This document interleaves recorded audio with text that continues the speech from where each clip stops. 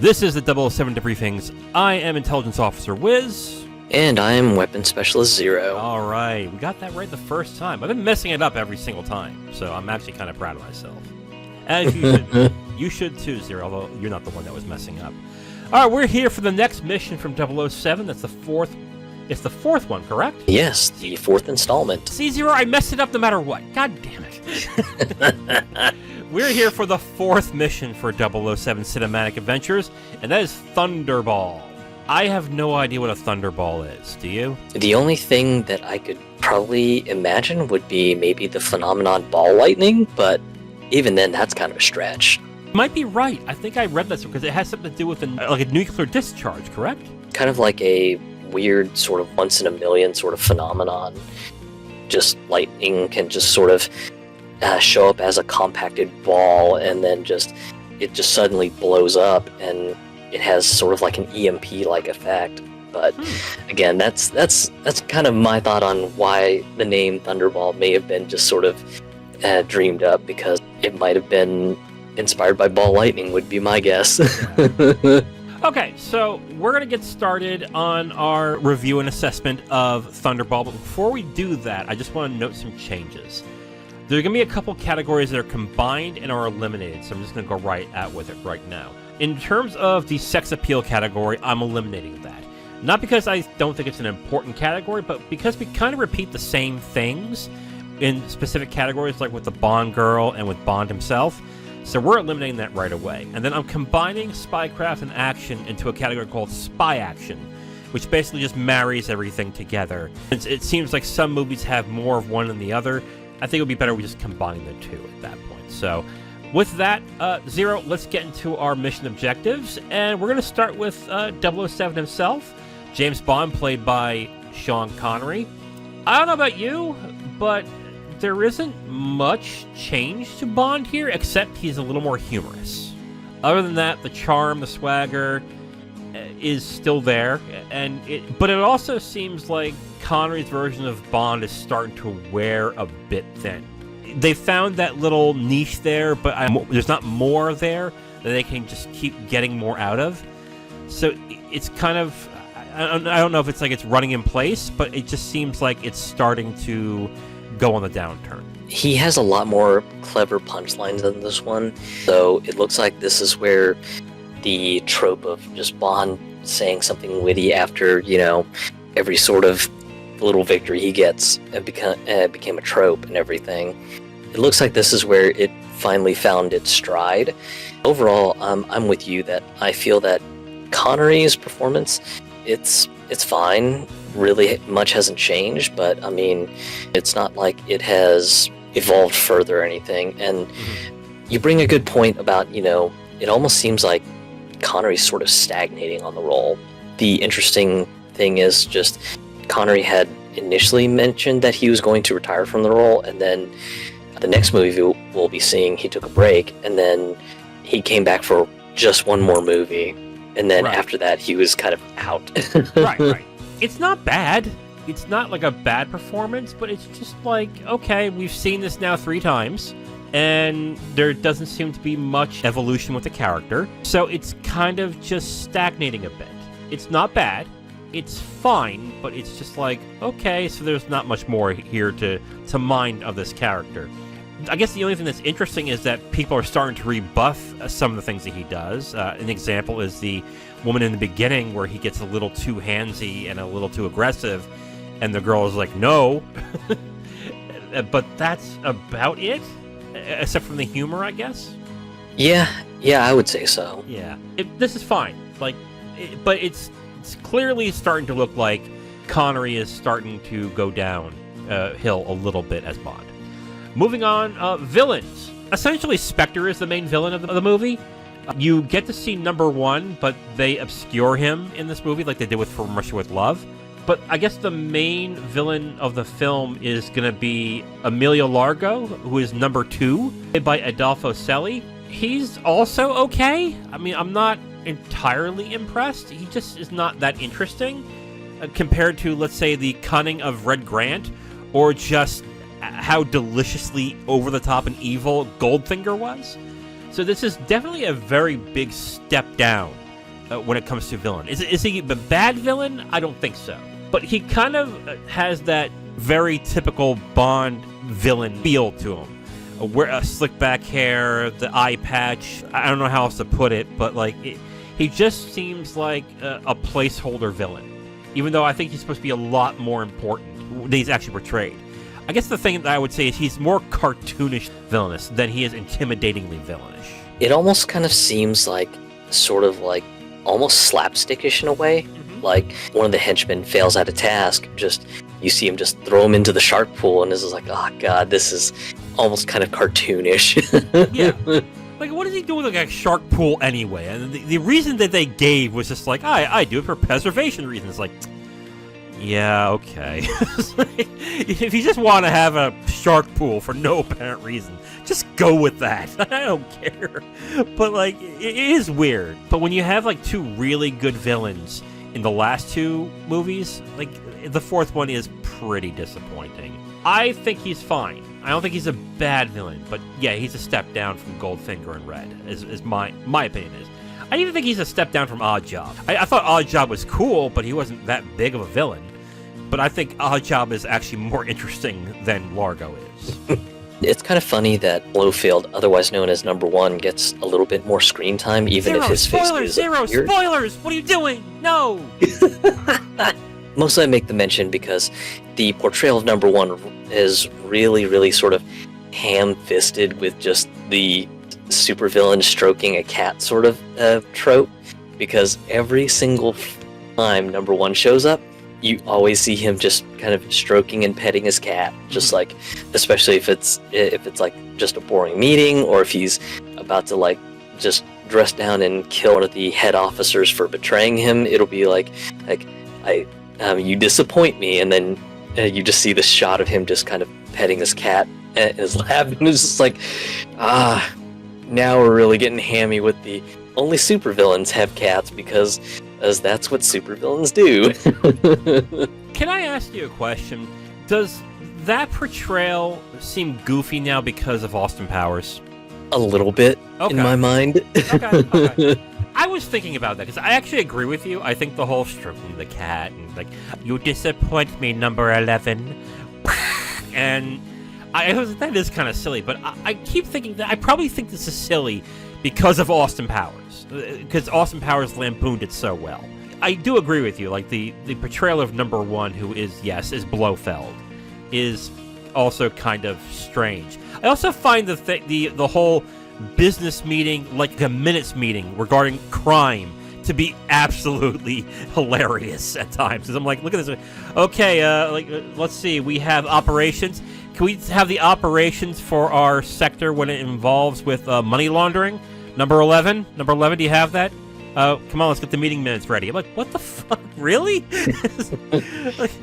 like, do you really want paperwork for this? That's where I'm like, wait a minute, this is weird. It just seems kind of... It came off like a stockholders meeting, yeah. I know. I think that was the point, though, because they were treating it as an actual business. But it just doesn't make sense logically, because it's like, well, you wouldn't have all these people in one room talking about all the terrible stuff they do in case, like, they're being spied on. Like, that just doesn't make sense. But then again, they're so deliciously evil that they don't care. Ooh. So the villains are kind of corny in this, is basically what we're getting at, right?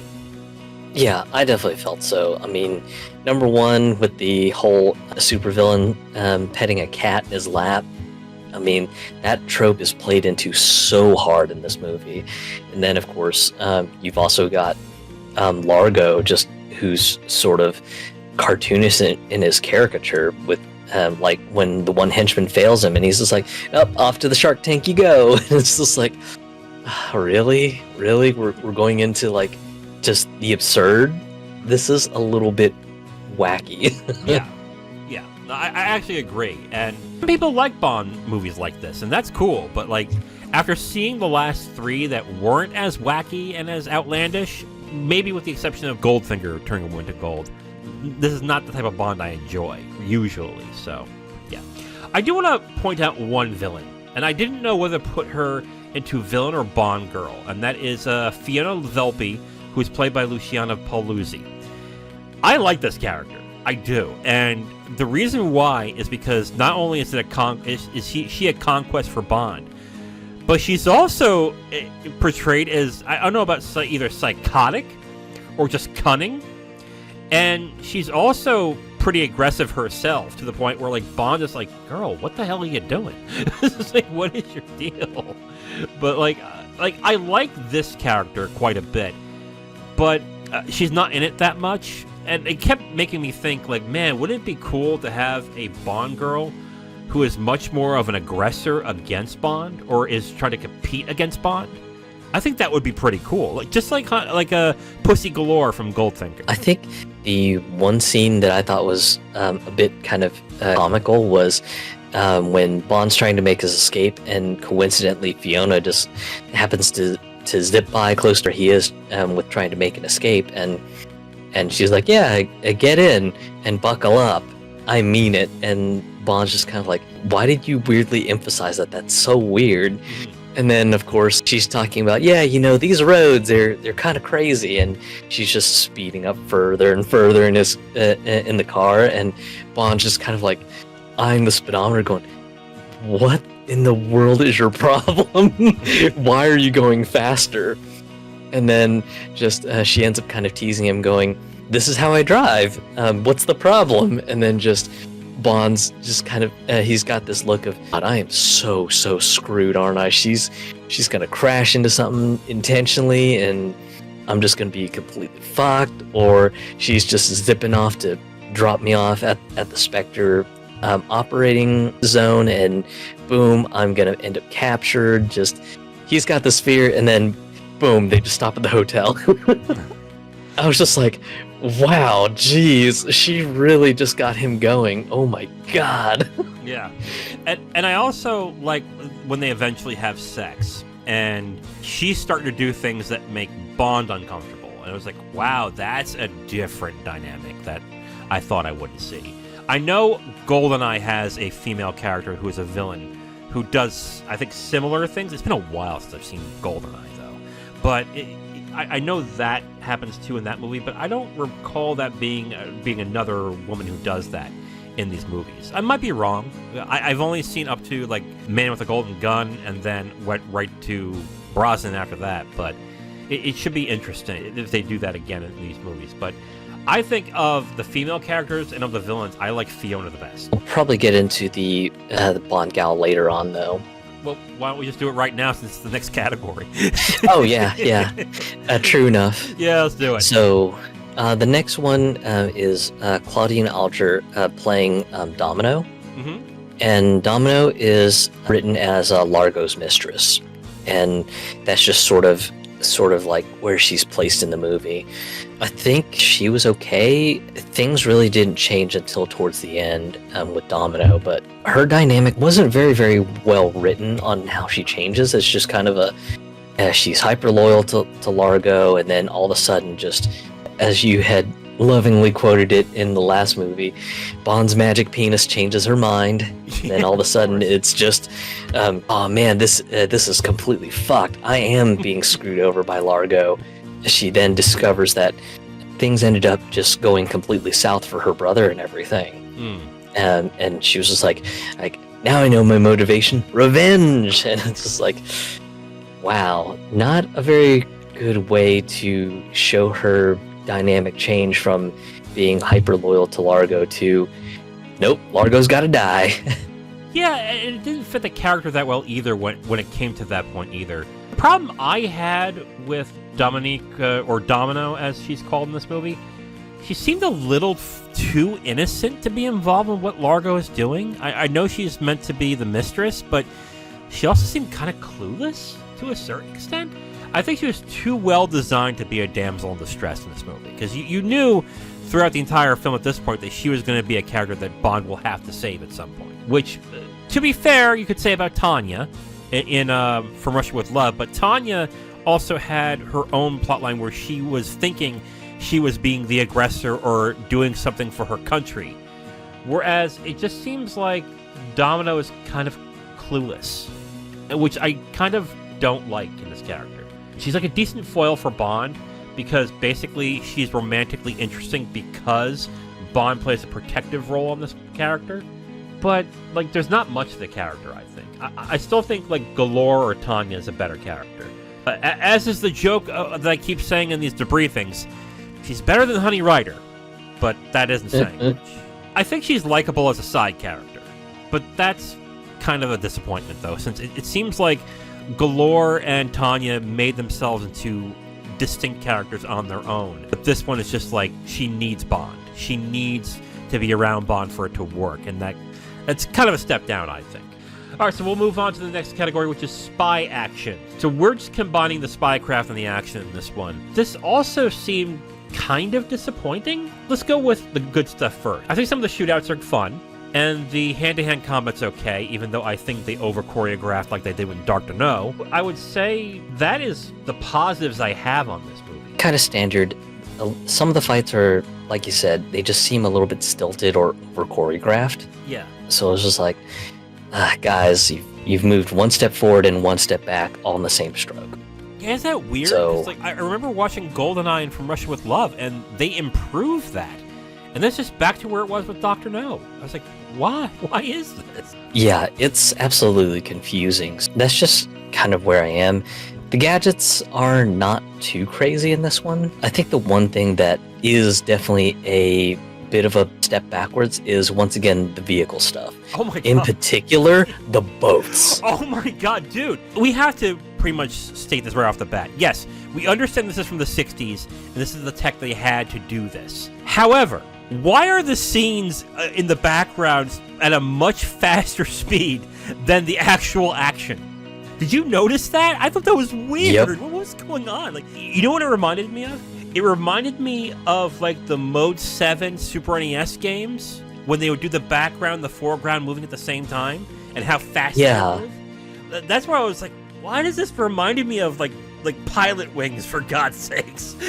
Jesus Christ. Yeah, for me, it just looks so bad and so stilted, kind of like in the last film where you had the one scene where Bond was escaping in the Aston Martin DB5, and then just one of the Chinese henchmen in the previous film is being run off with the car and suddenly gets comedically large on the green screen.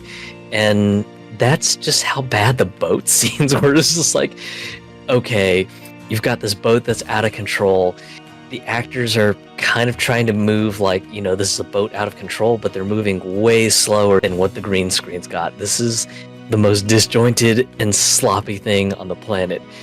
How did they just not learn how to just do a better job of syncing things up? Because it just looks so disjointed.